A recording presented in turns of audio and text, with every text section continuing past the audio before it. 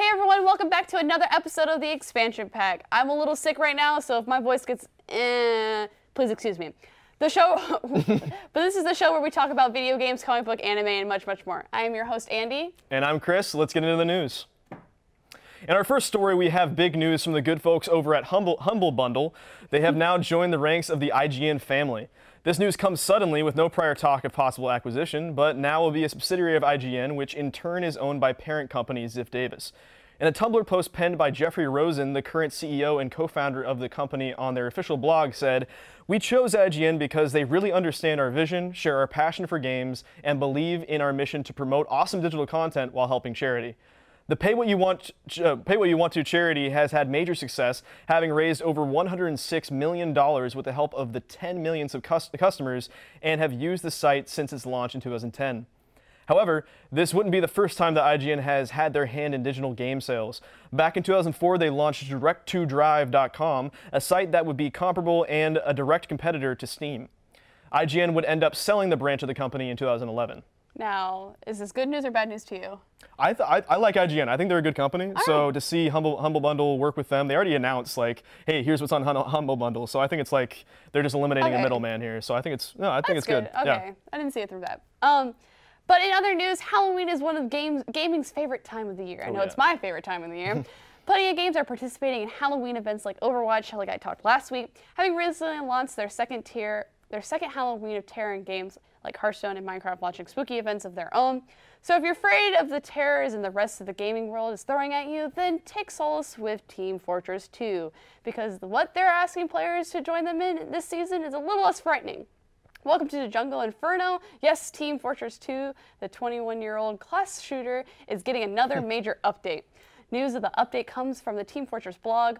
There we learn about the 4 days of festivities they had planned, and as of now, we are in day 2 with the update being released on Thursday, October 19th, which will be tomorrow, right? Yeah.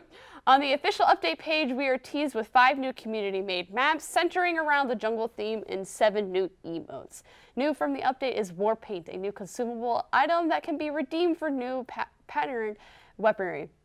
But we all know that the best part of Team Fortress Update is never the actual in-game content. It's the beautiful cinematics that come with them, and the Jungle Inferno is no exception. This short features everyone's favorite Aussie, Saxton Hale, who is close to opening his latest entrepreneurial endeavor, Mercenary Park. This update is very welcome. Since the last large-scale update of the game, titled Meet Your Match, centered around competitive matchmaking, was released in July 2016. With that being said, there still is not any word of whether TF2 will still be participating in their usual Halloween shenanigans with their Scream Fortress event later in the month. Well, they got a lot going on for Halloween. Yes, I was not even prepared for that much. A 21-year-old game. Oh my gosh, that's... I thought they weren't going to update it, but apparently they did. That's pretty cool they did. But in anime news, Netflix is back in the headlines. As everyone knows, Netflix, for the original content, they have now released saying they'll be working on 30 original anime series and 80 movies. Wow. Now, if you know anything about Netflix, that's a lot of work and content. In my opinion, I have mixed feelings towards this announcement only because of previously released content from Netflix. However, there is more to the story. That they say a lot of these will be releasing in the upcoming year, with more in 2019. Ted Sarandos, their company's chief content, has previously stated that the network will be offering 50% original content by the end of the year. So will a big chunk of this content be anime style? It seems so. Although additional information has not been released on the content of what ideas Netflix has for the anime plots, if you want to check out already released Netflix original anime shows / movies, you can check out Neo Yokio, Castlevania, Little Witch Academia, and The 7 Deadly Sins. Oh, and also in anime news, Tokyo Ghoul live-action movie released this past Friday, so if you haven't checked it out, make sure you do. I haven't seen the movie yet, but I will try to go in with an open mind. Live actions can be a little disappointing. Yeah. In any adaptation, whenever they go live action, there's always like I don't know if it's going to be good or not. But it is in Japanese, so it is in Japanese, so that is the saving part. Okay, that's good. No whitewashing or anything. Yeah. Visceral Studios, the creators of the Dead Space franchise and their most recent game, Battlefield Hardline, has closed its doors. Founded in 1998, the studio existed under the name EA Redwood Shores. The company got to work immediately and released their first game, Future Cop LAPD, in that same year. It wouldn't be until May 2009 that the studio would change their name to the one we know today.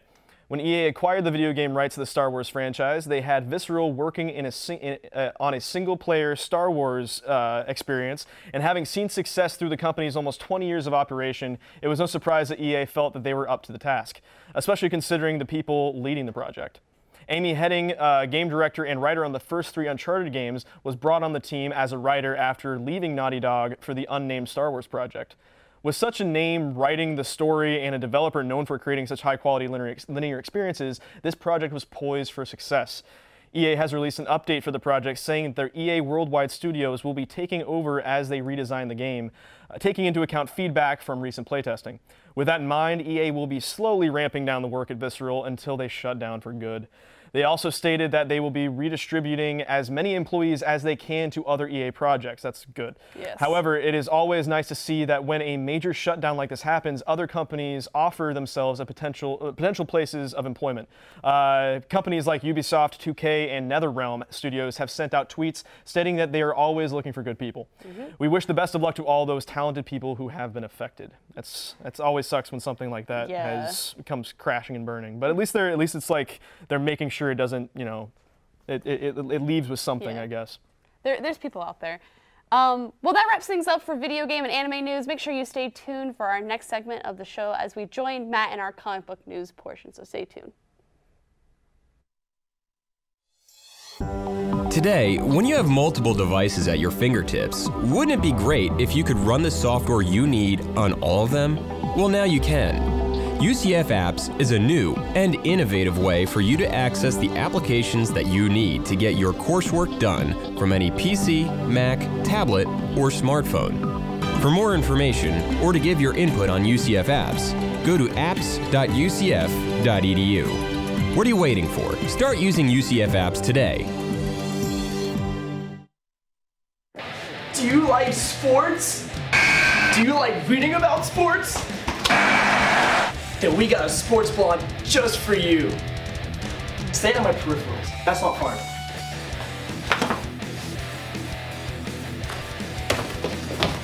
Hitting the field. The first student-run sports blog. For sports fans. By sports fans. See, it's all about the product shot. Where do you want me to stand? Don't talk though. I want them to see the whole. Hitting the field. We cover football. We cover basketball. And so much more. He's out! By sports reporters. And Meech. What up? Watch the show and read the sports blog. Hitting the Field! Today, when you have multiple devices at your fingertips, wouldn't it be great if you could run the software you need on all of them? Well, now you can. UCF Apps is a new and innovative way for you to access the applications that you need to get your coursework done from any PC, Mac, tablet, or smartphone. For more information or to give your input on UCF Apps, go to apps.ucf.edu. What are you waiting for? Start using UCF Apps today. What's going on, everyone? Welcome to Expansion Pack's Comic News. I'm Matthew Salavaria. Let's get started. DC recently announced we'll be getting a one-shot winter special of every DC's fans' favorite Jolly Green Giant. Yes, my friends, Swamp Thing is returning for the first time since the end of his 2016 miniseries, and it's officially making his DC Rebirth debut. The one-shot is being written by famed Wolverine and Swamp Thing co-creator Len Wein, who unfortunately passed away in September at the age of 69. We will be getting to read that first issue of his script in the one-shot, along with extra stories by Tom King. He states that this is not a story about hope. This is a story about anxiety. This new dark tale of DC's Avatar of the Green will be on store shelves January 31st. In other DC news, we have a whole different type of green under threat, the Green Lantern Corps. We got an announcement of a new Green Lantern story coming as Hal Jordan and the Green Lantern Corps next year titled Power of Zod. Our own Green Lantern, Hal Jordan, goes investigating a small, undeveloped world, only to find that it has been conquered by the Kryptonian villain, General Zod. This will start a confrontation with Zod he now will have his sights set on the Green Lanterns, and he will make them all kneel before Zod. Power of Zod begins in Hal Jordan and the Green Lantern Corps, issue 37, on sale January 27th.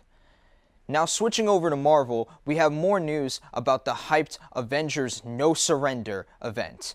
This story has been described as being the end of one of Earth's mightiest heroes. We got the cover and a description of Avengers number 678, which will be part 4 of the 6-part event. The description reads, "The Avengers are caught in a game of cosmic proportions, but they don't know the rules, and one of them will pay the ultimate price. The first Avenger falls." While Captain America is normally referred to as the first Avenger, it is unlikely and doubtful that he will pass, only just making his long-awaited return with the recent End of Secret Empire event. So as for which Avenger, we will have to wait and see. Avengers issue number 678 drops January of next year.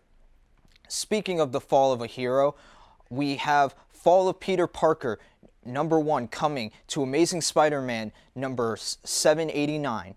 By the looks of it, our friendly neighborhood wall crawler is going to be facing tough times in this new storyline that is meant to bring the hero back to basics. Spider-Man has now for the past few years been far from the dorky news reporter that many of us know him to be. He has had his body taken over by Doc Ock, creating a worldwide tech company by the name of Parker Industries, and become a rich billionaire playboy that would make the likes of Stark jealous.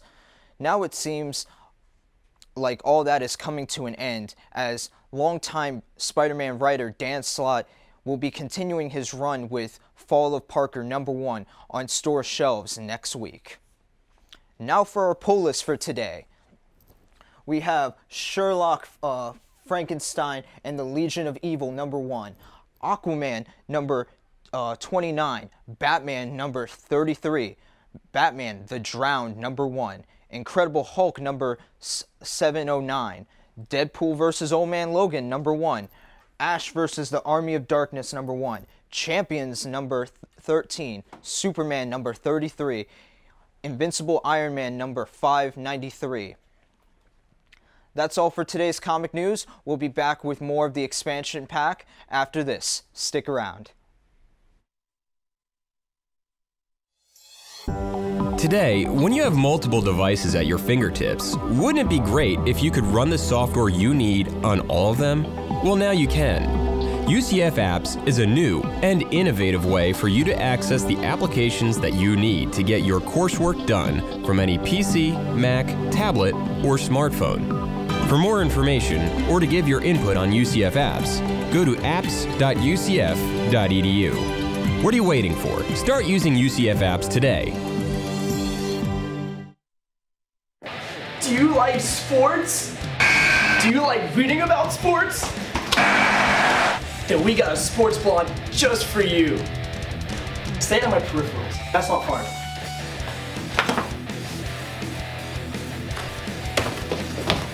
Hitting the field.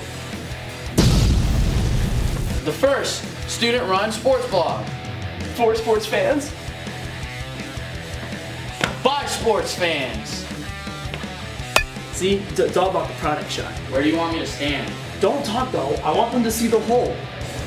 Hitting the field. We cover football. We cover basketball. And so much more. He's out! By sports reporters. And Meech. What up? Watch the show and read the sports blog. Hitting the Field!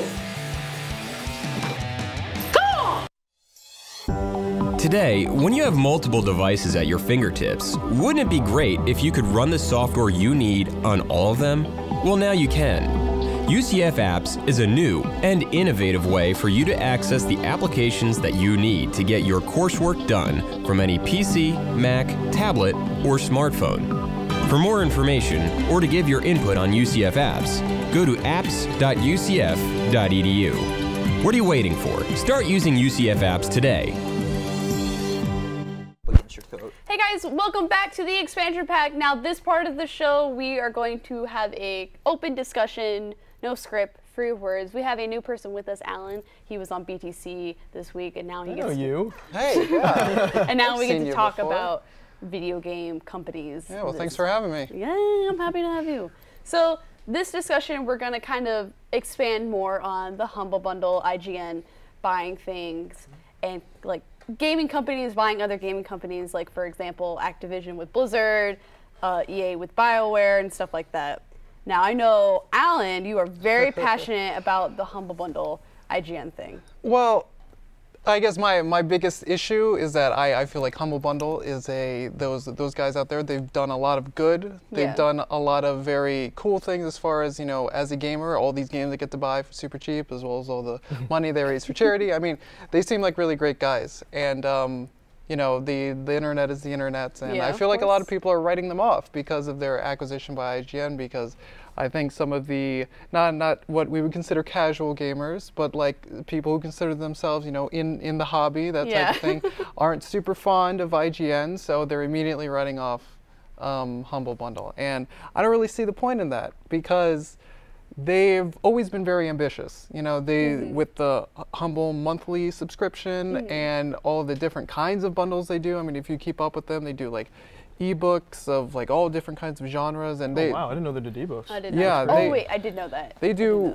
and just like software, like any type of software you may want to use. At doing that. So they always have, you know, like the future in mind, and especially when they created like the Humble Store, for example. So I'm assuming this acquisition, the only reason they're doing it is because they have something probably pretty crazy in mind that they need some more money for.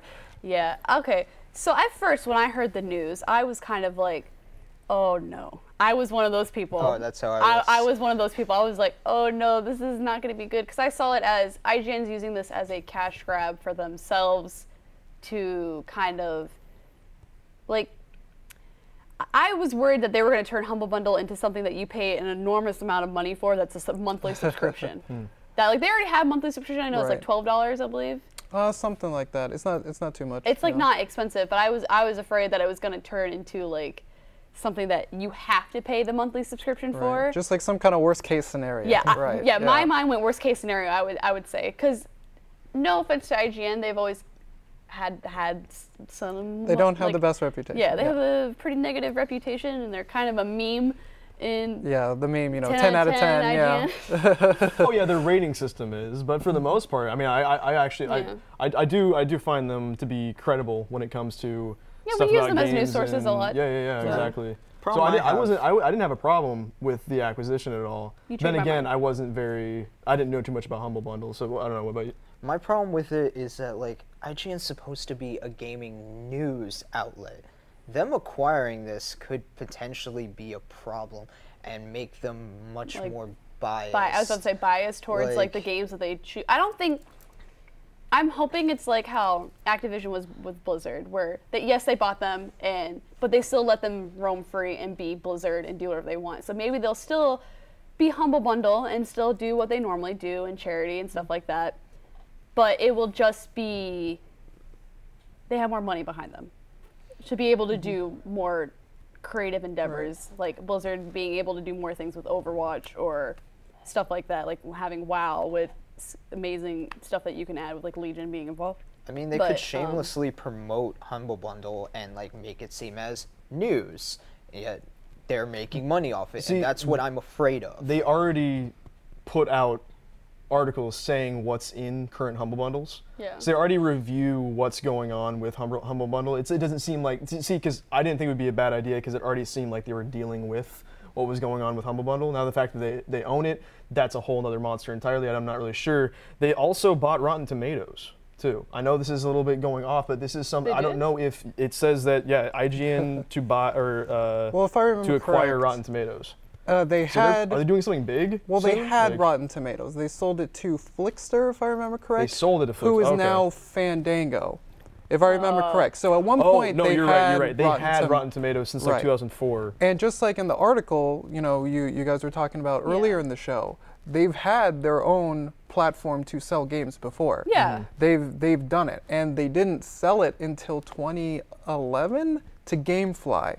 So I mean, it's not like way back in the day. It was only like 2011. I guess that's what, like 6 years ago now. Yeah. But I mean, still they've been in that market. IGN was around at that time, and I don't recall any hostilities for that reason, like saying that they were taking advantage of the position that they're in. Yeah. And I mean, also, if you're worried about like IGN scoring a game, higher than it should be, in order for you to buy it, like on the Humble store or something like that.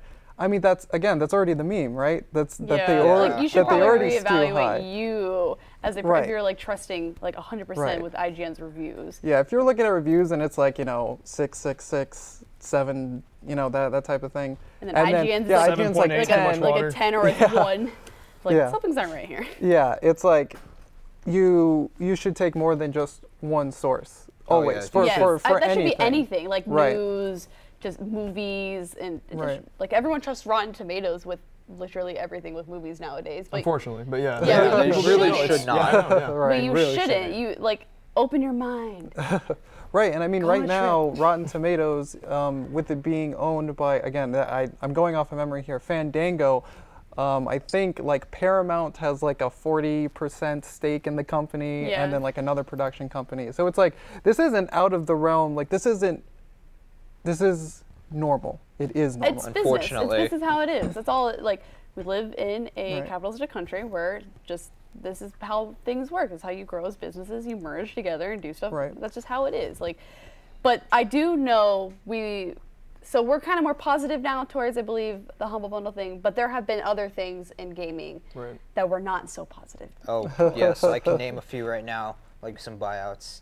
Go Rare by Microsoft. Yep. Destroyed it. Oh, man. It's coming back a little bit. A little bit. How? Didn't Rare do Basic Instinct? They're going to come out with that or have they already?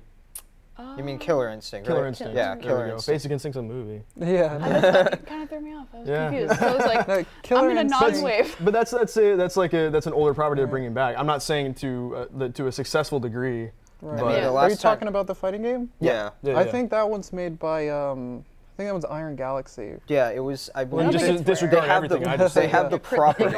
They have the property, but they're having another studio make it. Right, yeah, I don't know if there's like a collaboration there or something like that. Like, I mean, they had the Rare replay. That was fun. I mean, it's similar to like how Konami got rid of Team Silent and had other people make Silent Hill games with like Homecoming, Downpour, all that. That I could definitely. But yeah, like other with. Rare games that were made by Microsoft, like Banjo-Kazooie, Nuts and Bolts, awful. Unfortunately. So that's why I think I had the negative view with Humble Bundle because of previous things before. Like when I first heard about Activision with Blizzard, I was like, oh no. I was like, oh no, Call of Duty about to come and ruin everything I love. Like, oh no. At least it's not EA. EA is a worse company than Activision is. I would agree. Sadly, it's true now. I used to like EA growing up, but then Sims is fun. They come out with good games. to say that like with such a like. I'm a huge Mass Effect fan, but the fact that EA was always behind it was always the worst part about Mass Effect. Oh, how do you feel about the new Mass Effect? I've yet to pick that one up. Don't do it. And waste money. Quick review. It's like $12 right now on Amazon, so I'm going to. But anyway, let's get final thoughts in though. Yeah. Well, I just. Companies being bought out and going away, like even with Visceral that we were talking about. Yeah. It's a bummer. I didn't like when it happened to LucasArts and that you just lost all the good games. I know. Yeah. All the good games that they had produced there. But I'm glad what they're doing with Visceral is that they're continuing that game before they finally close its doors. So that's good. That's a good sign. Yeah. So we have mixed feelings when it comes to buying companies. But I'm sorry for the short discussion, but we gotta end it now. But thank you everyone who stayed tuned and had a good time with us with the discussion. But we will come back next week, so see you guys soon.